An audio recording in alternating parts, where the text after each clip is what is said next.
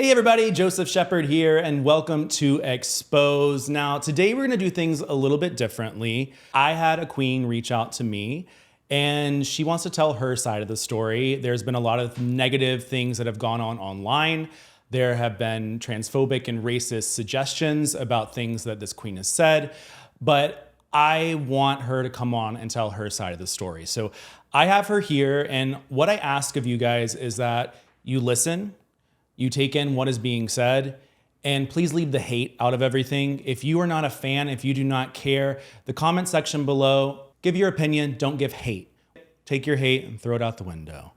So without further ado, Elliott with two T's. How are you doing? I'm good. How are you? I'm good. Thank you for having me. Of course. You reached out and I was like, I've been seeing things on the interwebs. I've been seeing the fandom over the past, 3 years? Yeah. So I went into a deep dive. I did my research. I went into everything. I will be showing you pictures or videos or whatever and getting your take and your opinions on things because I think that it's just better to address things right away, get it done, because this obviously is affecting you on a different level from the communication that we've also had. Mm-hmm. And I see that, like you said, it's also like affecting your work and affecting what you've been doing for 16 years. Yeah.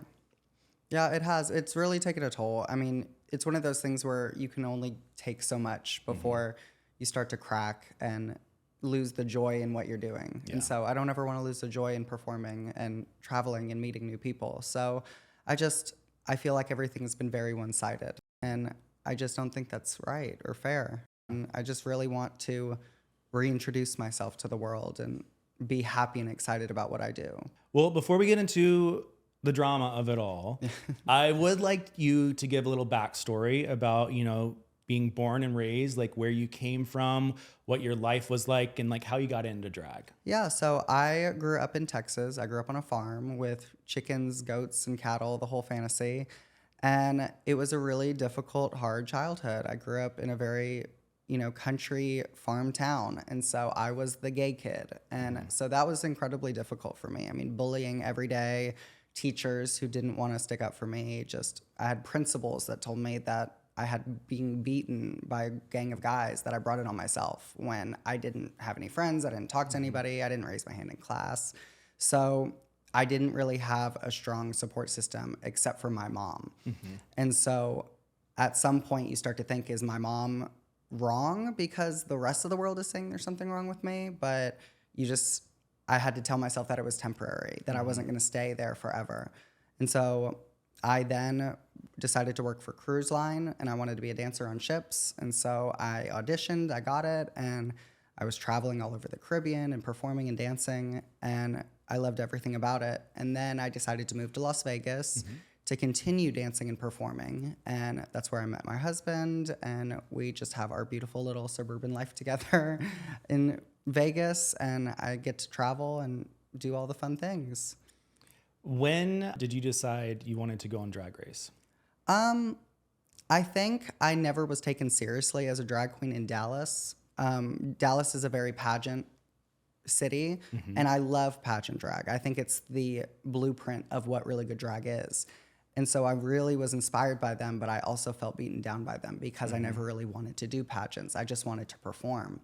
And so Drag Race, I feel like, was kind of, if I put my mind to it, I could achieve it type situation where I just wanted it so badly because everyone said I couldn't. And it was the dream to be able to say that I did it. I put my mind to something and I made it happen. I don't have a big team. I didn't have, a whole bunch of people help me put it together. I had 2 people help me with my costumes, and that was it. So it was something that I was very, very proud of, and it truly was life-changing. How many times did you audition before 13? That was my 3rd time. Your 3rd time? Yeah. First time, I kept telling myself they're not going to pick me, so why does it matter? And so I waited till the week before, and so it just threw together something. The 2nd time, I asked a photographer, a friend of mine, to rent out his studio and do a whole big production, and I guess that was too much. But then the 3rd time, I just took one of those cell phone holders that you stick on your windshield, and I put it on a picture frame, and I just sat on my bed and just did the questions and did everything that they asked of me. And It was just raw and real. And that was the first time where I was like very, very confident in it. And so that's how it happened. You get on the show. This was a season 1, the first season that was in COVID. Yes. So that was already interesting in itself. Yes. Glass barriers everywhere. Oh, it was insane. It was like that scene in E.T. when all the guys come in the suits. That's what it felt like. I guess too, it probably was a much more isolated season than other seasons of Drag Race because you probably only had a limited crew. You only had a limited amount of things that could actually be shot and happen as well. Yeah, it was very everybody on set said that this season is different than any other, and so you kind of feel like, oh, we're special, but then on the other side of it, you're like, am I missing part of the experience? So because it was COVID, everything was different, everything was bizarre, and I think they were figuring it out as we were going as well. So we just did it day at a time. And your first episode was the lovely pork chop lounge. Oh, yes. Lovely. So basically you get cut once. And then when you're in this lounge, the girls get to vote on who they want to go from there, which is pretty harsh. Yeah. I mean, I knew going into this season of Drag Race that I was not well known. I didn't have a big following. I didn't have a big support system of other queens because I just traveled all the time and I was out of the country for so long. And so I didn't have this big following as a drag queen. And so I knew as soon as they were going to vote somebody, I was like, well, I guess I'm the weakest link because nobody knows who I am. And so that just kind of sucked. I just remember thinking, I haven't even opened my suitcases yet. It was one of the heaviest moments on the show for me. It was, I can't even describe it. Just the sheer defeat of it when it had nothing to do with me. It was so overwhelming. And then you're out, but then you come right back in. Yes. Which it was even more scary because the dynamic of how it was the two groups of people, I instantly felt like an outsider. So they didn't want me, and now these queens over here didn't want me either, but here I am. So it instantly created this middle of the road situation for me where I just kind of floated in between everybody. So that wasn't fun. Did you make any friends on the show? Do you feel like after that first episode that you could actually dive in and be like, okay, like I can make friends with these people? Or did you feel like you were outcast for a while? I did feel very outcasted, and it kind of did not start my journey on Drag Race off very well, because it just was so defeating. It was so overwhelming. I mean, I grew up on a farm in Texas, and now I'm on TV. Yeah. And so to have an experience like that as your first experience on a TV show was very, very overwhelming. But I really clicked with Tamisha Iman because she is a decorated pageant girl, and growing up in the pageant world, we know a million mutual people, and we bonded over that, and we could just laugh about all the girls we know and all the queens that we like. And so that was really special. I'm very happy I had Tamisha there because now I got her to move to Vegas, and so we work together every weekend, and she's just one of the most incredible people. I absolutely love Tamisha Iman. That's good that you found a group, you found somebody that you could confide in. And I think too, like when we were talking earlier, you said after the show, you thought that you had a group of friends. Yeah. But when the show came around and when press interviews and things started happening, there also was a moment that I believe kickstarted everything. She is, in a word, black girl magic. Yeah. That is what she brought. She felt that should be her message. And it was such, And but she she was did it so amazing. elegantly though. Yeah. It wasn't aggressive. You can't come for It it. wasn't It was aggressive. It so was done. together. It was done You can with tell. taste. Alexis Mateo, Coco Montrese, and Kahana Montrese. And we were doing an interview, and they asked me opinions about all the different girls and whatnot from the season. And I was talking about Simone, and I was talking about how her drag isn't overly aggressive. And, you know, I really had no idea that would have any ulterior meaning, because what I compared it to was like how she's very subdued and very just feminine and beautiful. And people took it as like the angry black woman. And that's not in any way what I meant. But once it was out there, it was out there. And that's what people thought it was. And I just genuinely was in such a state of shock. I couldn't believe that that was spreading like that. And you try to pull it back in, but it was too late. I never once wanted anyone to think that I felt that way. And I even tried reaching out to Simone, and I texted her over and over again, and I never got a response. So I really didn't know what to do at that point. And so at that point, I deactivated my Instagram for a while. I got off of Twitter. I deleted TikTok when things had just started happening for me. Yeah. And so I missed out on the fan art. I missed out on messages from people. I didn't get to live that part of the experience because I was terrified to go online. I was so scared of people being just horrible. And it just really was heartbreaking because I love people so much. And that was what I was looking forward to, was hearing from the fandom and the viewers and seeing the beautiful drawings and beautiful things that they create. So that first jolt was very, very upsetting. When that first jolt happened and after that moment happened, did you have any girls from 13 reach out to you who would say like, hey, like what you said was X, Y, and Z, this wasn't, appropriate? Did you have anybody like in your corner? Did you reach out to anybody besides Simone? Like, how did that situation unfold? I mean, Tamisha Iman was instant to write me and say, I have no idea why this is happening. She just was like, I'm there in the room with you from these moments on the show. And so she was like, I was there. And I don't think any of this about Elliott. I'm confused. Kimora was always very sweet to me. And I reached out to Bob, the drag queen, about it as well. And I had a really long FaceTime with Bob. And Bob just kind of broke it down and told me why it was upsetting and why it could be offensive to someone. And I wish that was the reaction I would have gotten instead of, trying to just take me down. I would have loved, because I would have known, how would I have known that could have been upsetting to someone? That's my biggest fear, is upsetting people or making people uncomfortable. And so I wish that I could have gotten that response to, hey, this is what this means. But I didn't know. And so I took it upon myself to reach out to a girlfriend of mine who's very close friends with the director of the NAACP in Las Vegas. And we did like an hour video of her explaining to me what could mean to people and why it could be upsetting. And I was trying to fix it. I was trying my best to make things better.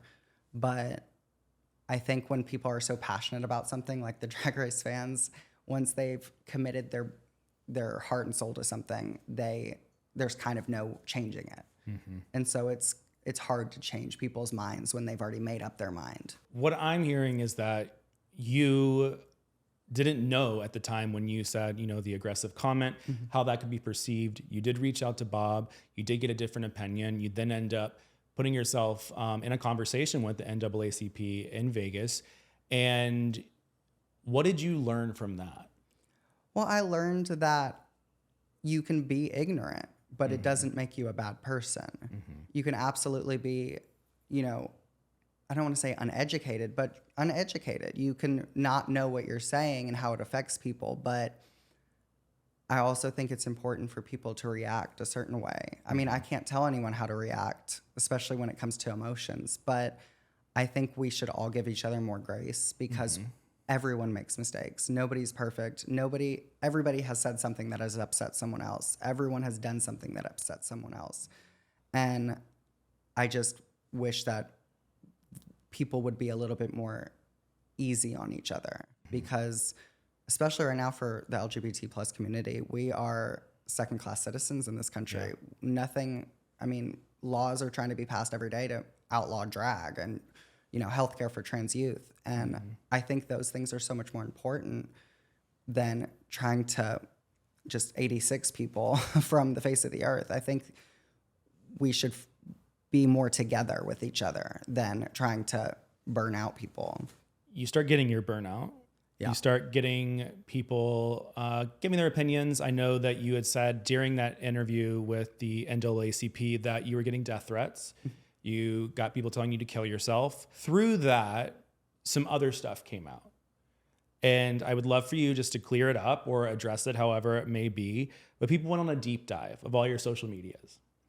So I'm going to show you some images of what was on your social media. And I would love to know, like, from you looking at it, where was the Elliott in that place?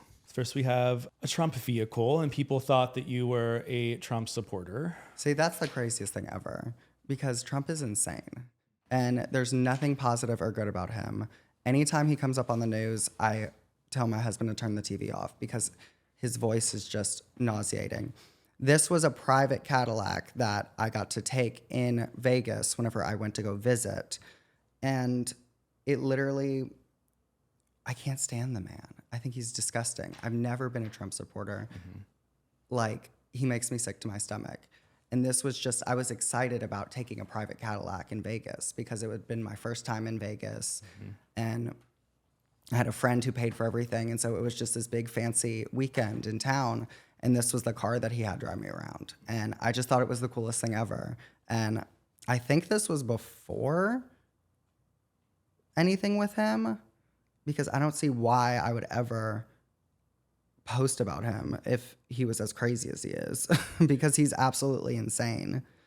Like, I voted Biden last time. I'm voting Biden again. I can't with him. I think when people thought I was a Trump supporter, that was like insane to me, because even whenever I first started on Drag Race, I did online caucusing with people in, where was the state? What was the last state that they did where they were trying to convince people to vote against him? I can't remember, but I did a FaceTime with a whole bunch of politicians to help try to sway the vote the other way. And it was like 5 o'clock in the morning because of the time difference. And I woke up at like 3 in the morning to get in drag to help to try to promote them to swing the vote the other way.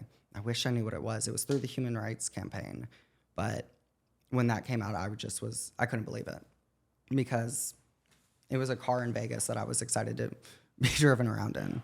When you got those notifications or you got those comments or whatever, did you put 2 and 2 together and go, oh my gosh, this is from a post that I did a long time ago? Or did you like click and you see it and you're like, oh, wow, that's what it was? It was a combination of both, because, again, like, I thought it was so crazy because I'm so against him that I couldn't believe that people would even think that. But I guess, absolutely. I mean, it's Trump on the license plate, so I get it.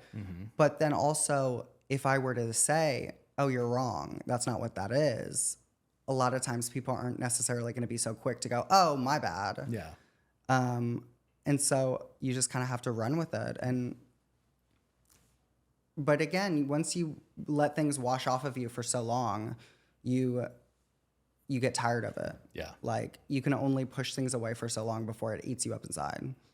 Not only did you have that, you had some multiple other ones come out. You had a Vanity Fair with Caitlyn Jenner on the front. You said, you get it, Bruce, and that you were dead naming Caitlyn Jenner, which aided in the transphobia comments. It wasn't, see, for me, this is from so many years ago. This is like 10 years ago. And I would have never known how to react to this. 10 years ago, I was like a teenager. And so I think everybody, when they're teenagers, say stupid things. I would have never known what dead naming was 10 years ago. I would have never known that. I mean, where on the farm am I going to get that information? It's not something that, it wasn't at a time that we were talking so openly about trans things and trans rights and verbiage.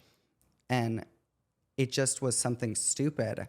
I mean, nobody likes the Kardashians. So I thought it was just playing off of the dumb Kardashian situation.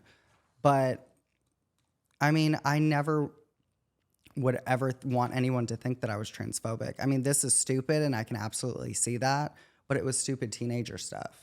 I mean, my sister-in-law is trans, and she comes to our house maybe once a month from Portland, and it's not something that I would ever do to somebody. But again, I didn't understand it. I really didn't understand, I didn't understand it. It just was stupid teenager stuff online. And the last one I'm going to bring up is the infamous Barbie. So again, this is from when I was a teenager, and I thought that I was doing like shock value of just saying something stupid to get a laugh out of somebody. Mm-hmm. I didn't think anything about race. I didn't think anything about her. I didn't think anything about that. I thought I was doing something silly and stupid to make somebody laugh. I never wanted to do anything that was insensitive. I just was trying to be silly and stupid. Because again, if you're in a group of people and they're all joking a certain way, and then you as an outsider comes in and tries to joke along with them, it doesn't hit the same, and it may come off offensive. And I just think it's upsetting now. I can see now at this day and age, 10 plus years later, seeing this, I can see that this is so just offensive and stupid. And I just can't even say how dumb it is, because it hurts me to think that I thought this was funny. Mm-hmm. And but we all grow. We all learn about things that you may have thought funny 10 years ago are not funny anymore. Comedians say jokes and bits 10 years ago that now they could never say. And so this was just a point in my life where I think I was just desperate for attention because I felt so alone. And so I was trying to post things to try to get a laugh or a reaction. But now as an adult, I think I don't think that it's funny at all. I think it's silly and just offensive. And I just hate that I ever did that, because there's nothing funny about it. When these things started coming out about your past and people started digging into these moments, were you realizing then exactly kind of what you said now of I was trying to fit in? Oh, as soon as those started popping up more recently, I was sick to my stomach, because I couldn't believe that I had posted things like that, because I don't feel that way about any of those things. I genuinely was just a dumb kid with an Instagram with 20 followers trying to get a laugh from somebody because I felt alone. I felt sad. I wanted friends. I wanted to be a cool kid. I wanted to be the kid that made everybody laugh, but I was just so hurt and broken inside from suffering every day, from going to school and being beaten and attacked and just treated poorly for being gay. I desperately just wanted a group of people that I could just smile and laugh with. And so I think those were just desperate pleas for attention. And was the main focus of posting stupid things like that. But now seeing them today, I'm just in shock that I even did that, because it's offensive and nasty. And I think it's just crazy that I even thought like that. But, when you're a teenager, everybody is crazy when they're teenagers. Everybody does stupid things when they're teenagers.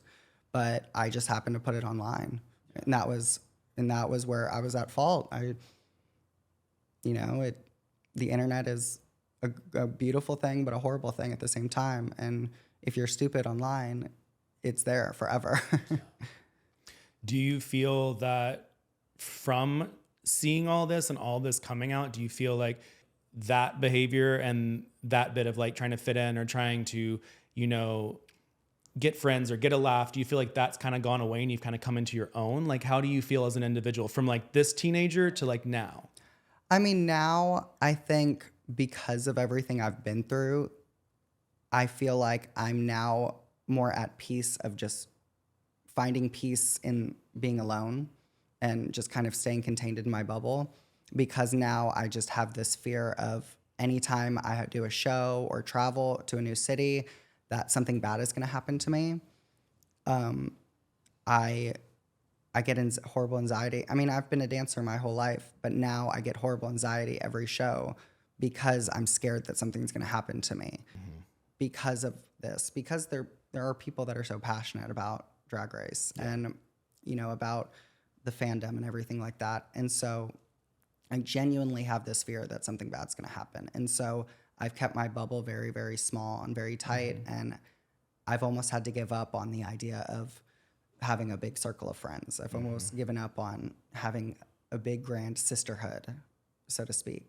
I mean, it just is what it is. And I did it to myself. I mean, it was stupid to post those things, but overall, I don't know where else to go from there, because I feel like once people have their mind made up, it's kind of hard to backtrack that and change people's minds. But, I still travel and I still work and I still perform. And that's my goal, is to change people's minds every day and give people a second chance. Well, let's go into your Wikipedia page, because there is a controversy section that I want to start reading. And let's just go by it bullet by bullet. Elliott attracted criticism in January 2021 for describing RuPaul's Drag Race Season 13 winner Simone's drag as black girl magic. That is what she brought, but she did it so eloquently. It wasn't aggressive, it was done with taste. Her remark was accused of being racially insensitive, drawing criticism from the likes of Jada Essence Hall and Candy Muse. I want to play you what was said, and I want to have your reaction to those moments. Around the start of the season, Elliott got into some hot water, we'll say, for a video where she called Simone your fashion. She said that she liked that your fashion wasn't, quote, aggressive.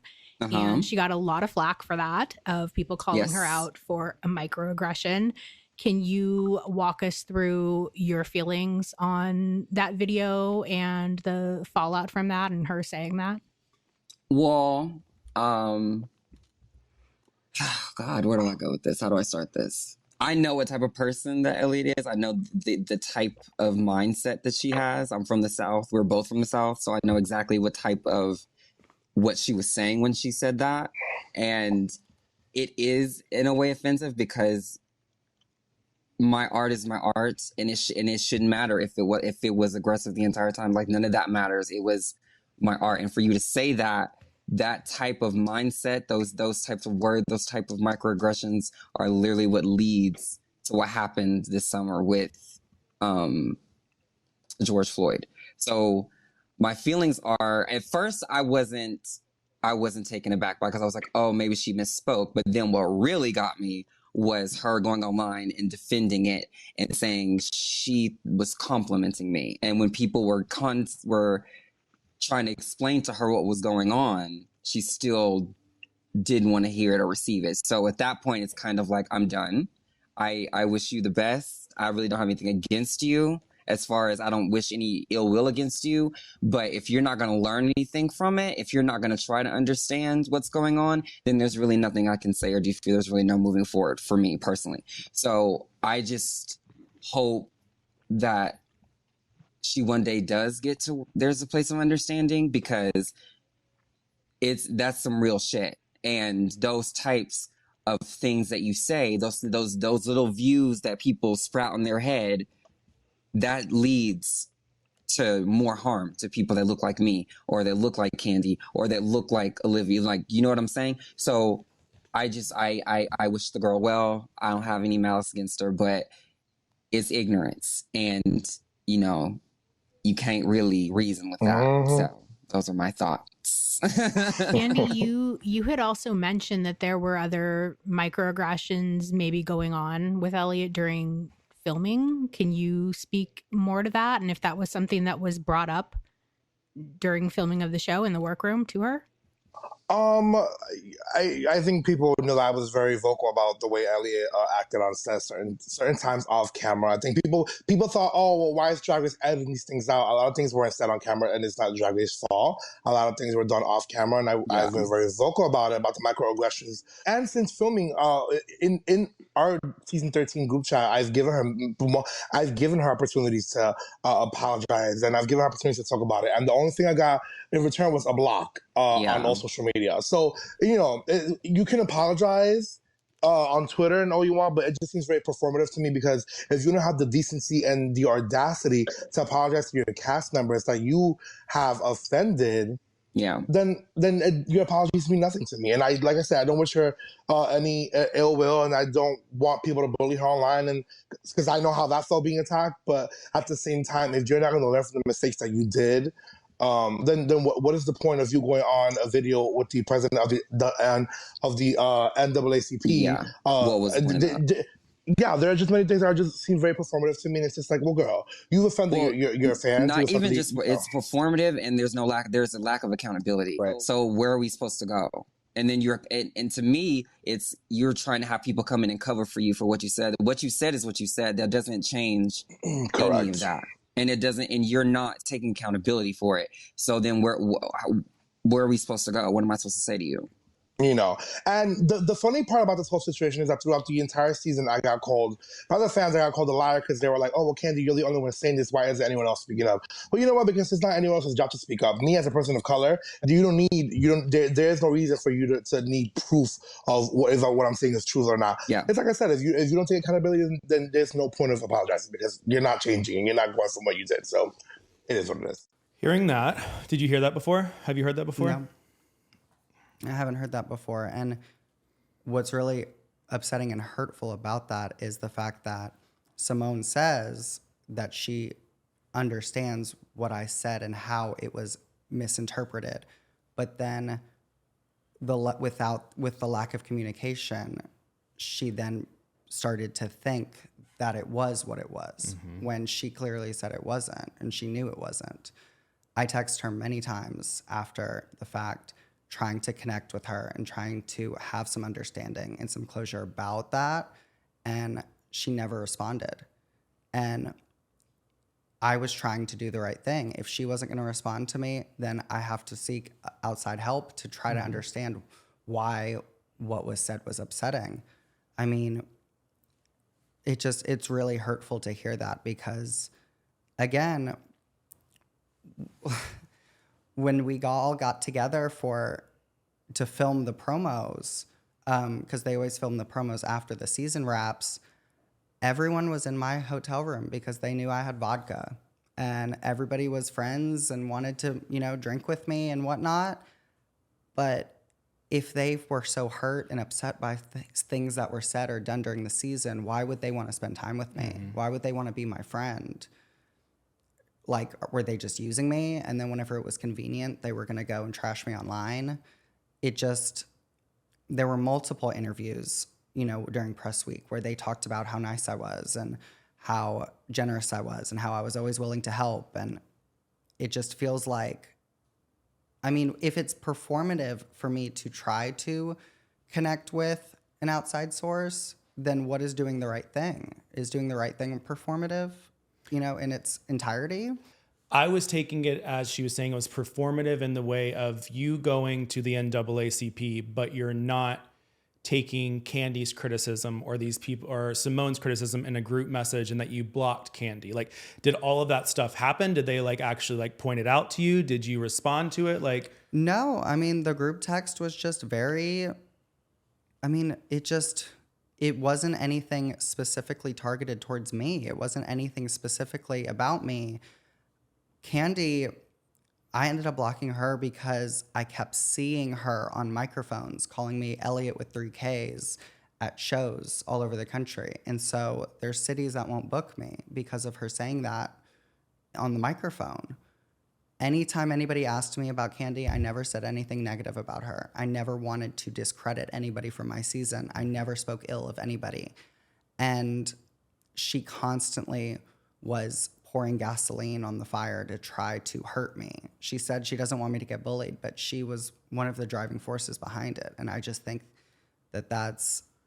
I would never wish any ill will on any other Drag Race girl because we all go through hell being on the show and after the show. And of course, she of all people would know that because she got so much hate from our season and she didn't deserve that. None of us do. And so it's hurtful to hear them say, I get what she said, but then I decided that it might not be what she said. But if that's the case, come to me. They all have my phone number. Any one of them, I wish me and Simone could have had that conversation together instead of hearing it third party. I would have loved to have that conversation with her. I texted her multiple times and never got a response.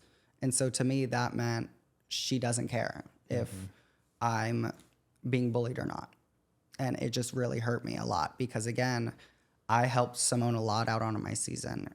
She borrowed things from me multiple times, multiple episodes, multiple runways. And it hurts to think that I went out of my way for someone that I truly cared about. And to get a response like that where, oh, I wish you well. And that just really sucks because I do very much care for Simone. And I think she's incredible at what she does. They're saying that it's performative. They're saying that they did send you messages in the group text, that you blocked Candy when you potentially heard those messages. So from what I'm gathering and what you're saying, there was no reaching out to you from anybody. No, I mean, the only people that really reached out was Tamisha and Kimora, and they just reached out to be a friend and just to kind of be there for me. It really wasn't anything anybody else seemed concerned with. Yeah. And I mean, I get it. We all were, our season was on. We're all trying to travel and work and hustle and just live out the fantasy of Drag Race. But I just felt very, very alone. Yeah. I felt very isolated. I felt I just felt like an outsider. It just felt like high school all over again. Felt like junior high all over again. And I mean, I just wanted to like take it all back and just make it all disappear. But, again, being in the room with all of these girls, like, there's this false narrative in my head that everything was wonderful. Everything was fine. Like, we all got along. We all were laughing and having fun. And then, like, it's as if they were all holding on to this and just waiting for the moment to release it. And I just wish that I would have had the opportunity to, like, talk to them individually. I mean, it really is hard to hear that because I felt like we were so good. Again, I mean, I wouldn't go to the hotel room of somebody that I feel like hurt me. Like, if you hurt me, I don't want to hang out with you. I don't want to borrow something from you. I don't want to wear your jewelry or your shoes or your wig on the runway. But they all seemed fine to do that with me. So it feels very two-sided. And it just hurts because I tried to be very genuine with them. And now I feel like it never really was. Well, things kind of die down a little bit as the season progresses. There was a moment in the finale when all of you girls had your looks that were being shown, and Candy, Simone, and Gottmik were all sitting down as they were the top three watching the looks come through. Your name gets called, and then there's silence where they were cheering for the other girls. Come on, Lala. Baby. Yeah. Go ahead again.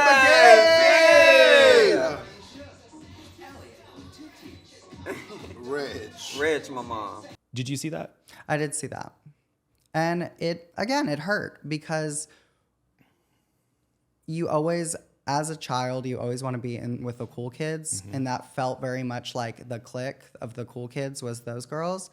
And so it just felt like childish bullying all over again. And it just felt, again, I went out of my way for anybody in every situation that I could on the show. And to see that reaction, it just kind of shot me down, where they did cheer and clap for everybody else. And I just felt completely alone. Like, the whole experience of Drag Race just was a negative. And it took away the happy memories that I had and the happy moments on set and just getting to know everybody. But it just really took away a lot of the joy of the experience. And it just hurt. It hurt a lot. I feel like you had a bit of a break. I feel like you were able to breathe for a little bit. And then there was an interview on the No Gorge podcast with Violet Chachki and Gottmik. And there were some things said. And I'm going to play that. And I would love your reaction and your opinion of what was said. No, when I was on Drag Race, there was like someone on my season that was like just being like transphobic. Directly to you? Directly. Like what? Like, you're never going to be a man? All right. Name names. No. You signed an NDA? Oh, yeah. You But signed an NDA? There was this, it was just like giving so weird. And it got to the point where I was just like, Drag Race is so tiring. I was just like so fucking tired and worried about other things. I was like, this bitch has to shut the fuck up or I'm gonna freak out. And so like on Drag Race. So I'm like, so on Drag Race they can give you like a therapy appointment now. It's called Queen Care because starting to like kill herself or something. You're joking. But yeah, so they have therapy now that you can call at any time if you're having an issue. And I called and I was like, this person and is doing this, this, and this, and it's like killing me and blah blah blah. And they were like, are they actually transphobic or are they just like not all there and they're just kind of like, you know, dumb. Yeah, like are they stupid? And you just are like, it's just like, is it actually they're bad? like not smart enough to be transphobic. Or like I was like, I don't think that's for you to say and it's not my issue, so fuck her. Even in that instance, like even if it is ignorance or dumb or whatever you want to call it, like it still is their job to educate, like to like figure it out, especially when you're going on a national reality TV, you know what I mean? Yeah. Like especially about queer people, like it's kind of your job to like know what is appropriate and what's not. And I would be like, don't say that, like you'll Stop. get in trouble, and I don't like it either. And then just kept going. Like saying what? What's one of the comments they would say? It was just like, it was giving very like, oh, move, like, it was just like, yeah. To you? Yes. No. Yes. You've never told me this before. I can't believe. It was crazy. And then she would also say like really crazy, like calling Simone ghetto and stuff. Yeah. No. Yeah. Oh my God, calling her ghetto. Yes. Like in what way? Like her like do-rag look. Yeah. No. Yeah. You're kidding. Mm-hmm. But it was like her, she was trying to like fit in almost. I don't know. She'd be like, "Come on, ghetto!" Like, oh, like slay, slay. She'd be like, "Move," like, like, oh, like mess. trying to be funny. Anyways, so basically, your therapist was wondering whether this transphobic person was actually being transphobic intentionally, or if they were just like stupid. And it actually sounds like they might be stupid, like not picking up on social cues. Yeah. So that came out. There was no name said as they bleeped it. However, Candy Muse commented and said it's Elliott. I would never said the T word to anyone. I would never said that. And again, I knew none of this. Gottmik never once said to me, hey, I don't want to talk about that or I'm uncomfortable. I knew none of this until this interview came out. Mm-hmm. And so that was like a year later. And so you're just holding that onto that for like a year, and I just didn't know about it. It was shocking to me because I thought that I had had these bonding moments with Gottmik and that we had gotten to know each other, and I was in total shock about that because I truly felt like we were becoming friendly with each other. And so that, I couldn't believe that. And then even Violet says, is she just stupid and doesn't realize what she's saying? If that were the case, sure. But how would I know if I were making someone uncomfortable? Like, if you're smiling and continue to talk to me, how do I know if I'm making someone uncomfortable? I would never want to make anyone uncomfortable. And so that, I mean, it's one of those weird situations where, sure, it shouldn't be Gottmik's job to police me in what I say, but also how do I know if I'm upsetting someone if you don't say anything to me and just, you know, a year later go, oh my God, can you believe he said this about me? How would I know that? And they even said in the interview, I was just trying to fit in. I was saying stupid things trying to fit in. So how did that turn into me being transphobic and racist when they obviously said Elliott was just trying so hard to fit in? Mm-hmm. And that's all I wanted. I just wanted to feel accepted and liked and maybe make someone laugh or something stupid. Like, I was desperately just wanting to have a group of people that I could call my sisters. And so it just... when that article came out, I did message Gottmik. And because I had seen him so many times between the season and whatnot, we saw each other at DragCon and we saw each other in LA. And I messaged him and I said, I'm really surprised by that because the last time I saw you, you came up and hugged me. You were nice. We hung out in the dressing room. And I thought everything was fine. And I said, I just don't understand why you would say something like that if you were just nice to my face. Mm-hmm. But then you go on a podcast and talk about me as if I am this like horrible monster. If you truly were so upset, like I wish you would have said something to me, because I went through the whole season not thinking anything about any of that. I went through the whole season thinking, oh, we're great. We're all great. We all had a great time. We're all, you know, best buds forever. And so that, when I heard that, I was really upset by that, because again, it started the snowball effect again of people attacking me, people being cruel to me, people telling me to harm myself. And I was really heartbroken by that, because again, if you walk up to someone and hug them and say, hey, Gorge, it's so good to see you, I want to believe that. Mm-hmm. But it kind of ruined any idea of, you know, people being nice to me if it's genuine or not. Yeah. And so I question every interaction that I have now. Anytime, any Drag Race girl, any fan, anything, I question it now if it's genuine or not, because of situations like that. I mean, did Gottmik respond when you sent the message? yeah, and said, oh, I thought we were good. I thought everything was fine.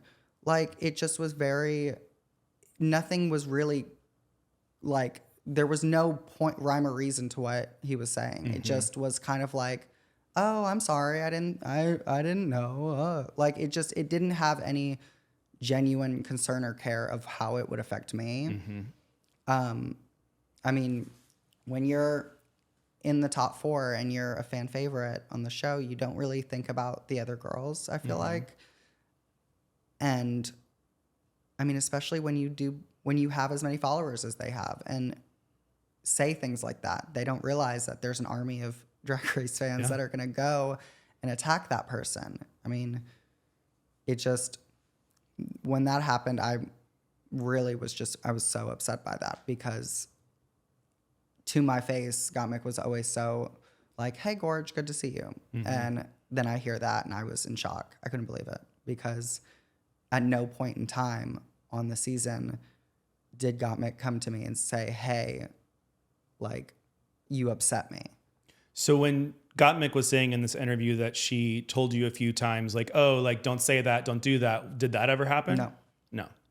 I don't remember, because Gottmik was always with Candy and Tina and Rosé. Like, they were this clique over to the side. And so, like, I just kind of existed on Drag Race. Mm-hmm. I just kind of was there. I mean, I remember when it was a lip sync, I can't remember what, it was me and someone else, and the whole room crowded around the one girl. I can't remember which one it was, which lip sync it was. And I was just literally by myself. Like, nobody cared if I stayed or went at all. And it was so like, these girls don't care about me at all.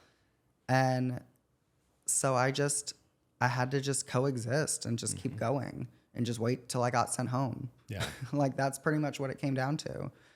And, you know, it's one of those things where it's like, should I have even tried to be friends with anybody? Should I have just been a bitch the whole time?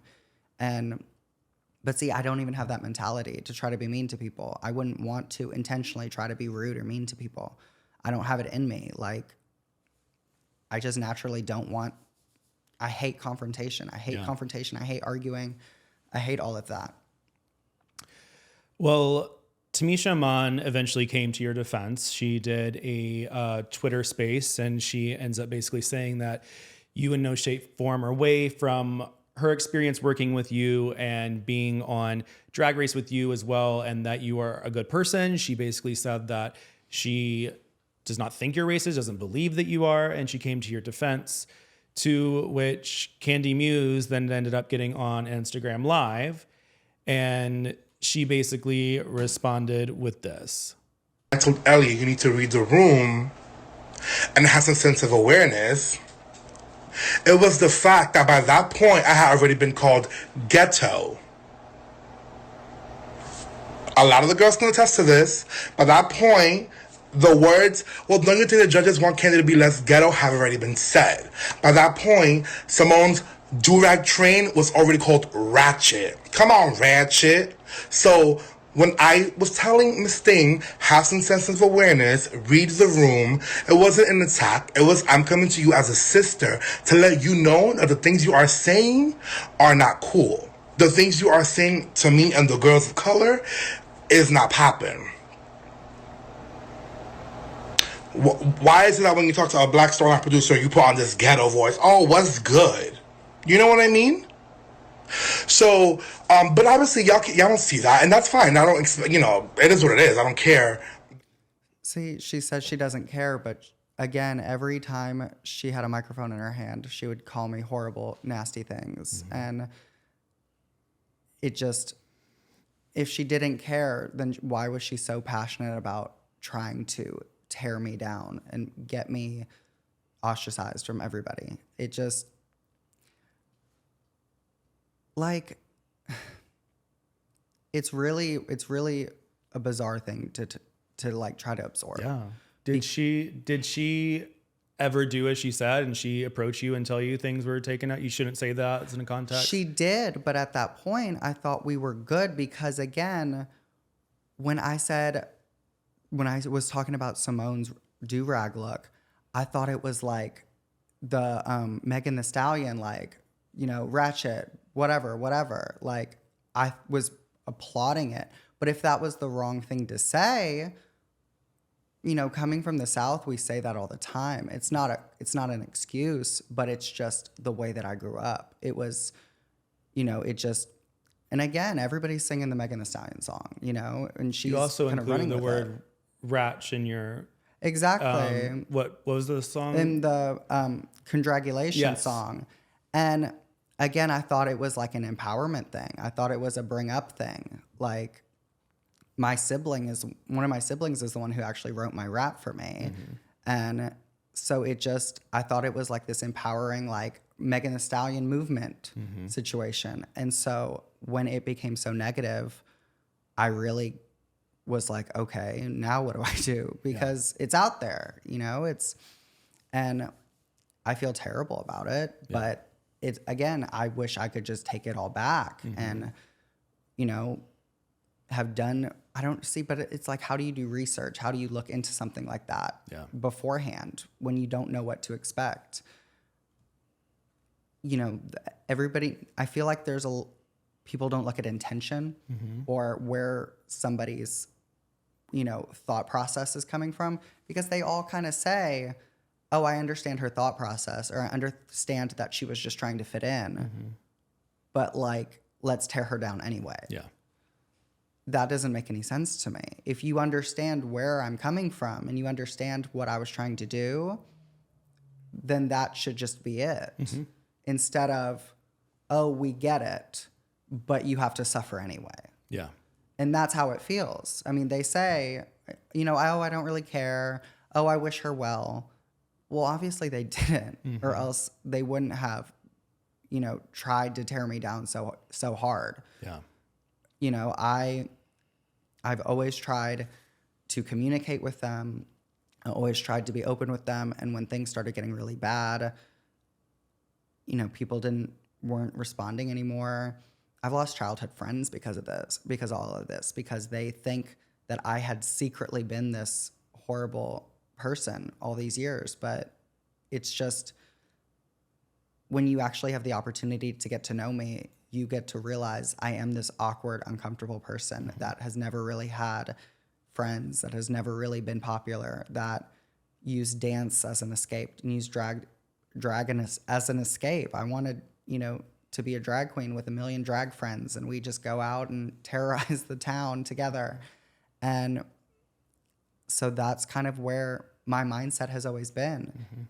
And so I've always tried too hard, I feel like, to replicate the people around me, to try to make everyone more comfortable with the idea of being around me. Yeah. And it obviously doesn't work. You have to be genuine. You have to be yourself.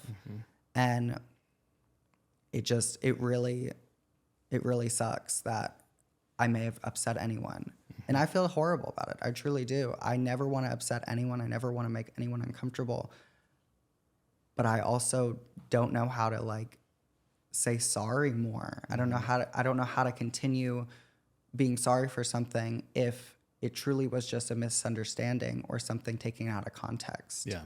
That's where it gets difficult. Like, what more can I do? How much more do I need to suffer before people realize, oh, okay, well, maybe she's not a bad person. Maybe she's just was ignorant in the moment and doesn't realize that the world exists outside of her small farm town that she grew up in. I mean, I just wish that I was given the opportunity to kind of learn from it instead of fearing it. Yeah. Because now I just have this never-ending anxiety that just, when this all happened, I lost about 25 pounds because of the stress of everything. None of my costumes from Drag Race fit anymore. None of my clothes that I took on the season fit because it just was so heavy and overwhelming, everything that I was getting. And it just was kind of crazy to see everyone else thriving and traveling and doing tours and doing all the things that I've dreamed of doing my whole life, but that now I never will get to do because of, you know, being torn down like this. Through all of this and just going over what we just did this past hour, what would you say you have learned about yourself? What would you say that you are going to do now? Is there any steps or any things that you are going to do? Do you feel like you now understand where some of these queens could come from? Do you understand how some of those words could be hurtful? Like, what have you done or what are you currently doing to be able to help better yourself and get out of like a potentially like taught mindset? Well, I don't think everyone's perfect. I think everybody has flaws and I think everybody makes mistakes. But I think what's important is where you go from there. And so I joined the Human Rights Campaign as a steering committee member in Vegas. And I made it a point to go on the national lobby day to the state, to Washington, D.C., to sit down with members of Congress and state senators to help protect trans women and trans women of color and make sure that there's laws in place to protect them. Because I don't expect people to, you know, instantly go, oh, okay, you're fine now.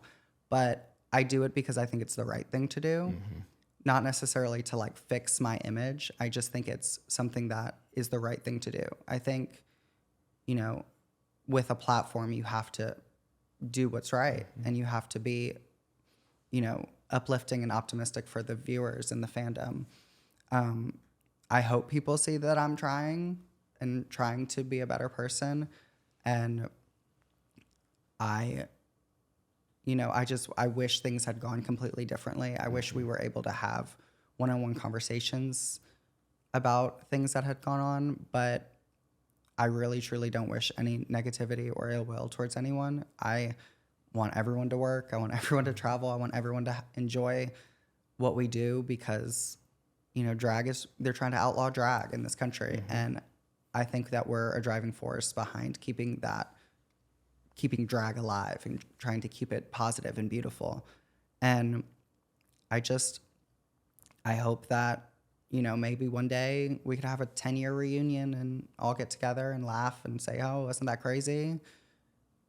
But, you know, I'm not going to hold my breath with that because, you know, if I've lost them because of, you know, something stupid I said or them saying that they understand where I'm coming from, then they never really were friends in the first place. And so I can't hold my breath and hope that one day we'll all get together. I mean, if that's what it is what it is. I'm just going to keep working and traveling and trying to make the most of what left I have of, you know, this moment in my life.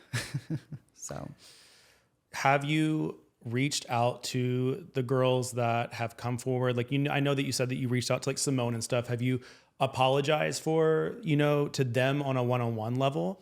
I absolutely have. I messaged Gottmik and I said, I'm desperately sorry if anything that I said upset you, but it just was in the moment just completely foreign of an idea that I was in any way, shape, or form upsetting or rude. I had no idea that that was what was happening. It just truly I'm still shocked by that because everything was just normal. Everything was just fine. And so the fact that anything I said was upsetting is so shocking to me. And so I apologized. I said, I'm so sorry that I upset you. I'm so sorry that I did this. But again, if you truly felt that way, why would you come up and say hi to me when we see each other out in public? Why would you hug me and say, good to see you? That's what I didn't understand. It just... So it's kind of like if those things were said to you earlier, you could fix the behavior and you could fix those moments moving forward. Where it's like if it's not brought to the attention till the end, you may think in those moments that what you said was fine. Exactly. Like if I said something wrong or if I upset someone, be a kind of an adult and say, hey, that's kind of upsetting. If Gottmik just thinks I'm walking around like, an idiot, just saying hurtful things about him, and I don't know it, how do I know to change it? Mm-hmm. I wish I would have known that anything I said was upsetting because, you talk to people, every group of people that you talk to, you kind of talk differently. You have a different tone, you have different things that you say. Like, I wouldn't talk to my mom the same way that I talk to, a friend. That's just how it is. And so if I knew that I was saying anything that was hurtful, like, my God, I would have never said it. Mm-hmm. But again, I never knew I was saying anything hurtful until I hear interviews a year later. Yeah. And that to me is what blows my mind. Anytime we were in confessionals and me and Candy were in Crossing, I would always say what I said and just be like, hey, this is what I said. Just because I never wanted to upset anybody. I never wanted to hurt anybody. And so the fact that they had all this information and all these horrible things about me that they felt, and they just kind of held on to them for a year. And then a year later, they all come out at once as if everybody's holding on to it. How would I have known? How would I have been able to fix it? How would I have been able to, say sorry if I had no idea it was happening? It feels almost like there was this secret, separate group of messages going back and forth, like, talking about me. And I wish I would have been aware that it was happening because I hate the idea of upsetting anybody. Mm-hmm. It blows my mind. Through all of this, the past few years, what would you say is the biggest lesson or the biggest thing that you've learned from, behaviors that have been called out? Like, what have you learned over the past, 3 years? Honestly, that I am still that little kid that's desperate for someone to say, like, we love you. I'm still that sad, depressed little kid that was desperate to be popular and have a bunch of friends and have a big birthday party and everybody come over. And I am still trying to do stupid things, I guess, to make someone smile, but doing it in the wrong context because I wouldn't have known any better. I still am very much broken. I'm still very much hurting inside. And, I talked about my depression on the show, and people still come up to me and tell me that it's so important to them that I talked about that. But on the flip side of it, I talk about having clinical depression on a TV show, and then people tell me to kill myself. Mm-hmm. So, we have to do hard, difficult things in life to move forward, and we have to deal with negativity every day. But, it's how you approach it, how you overcome it, and how you move forward. And, not everybody's going to be your friend. Not everybody's going to like you. But if you're just true to yourself and you're a good person and you keep the people that you know very well close, life can be a little bit easier. Yeah. Well, as we close all this out, I would like to end on a more positive note. What's coming down the pipeline for you? What is next? What do you hope happens after this interview? I would like to see an influx of queens in some of the tours. I think there's so many of us that work so hard, and I think that we should all be given the opportunity to have that fantasy of, you know, the tour bus with all the girls and whatnot. I think that we should all be celebrated more, and we should all be kinder to each other, especially within the Drag Race sisterhood. I think we all need to be kinder to each other because we've all been through the same trauma and the same hardships that is Drag Race. And I think we should all be kinder to each other and not gossip and talk about each other. And I mean, everybody has a podcast now. Hello. And so I think people just go on there and just talk, and things are said and things about each other. And I think we just need to be more conscious about how is this going to affect that person?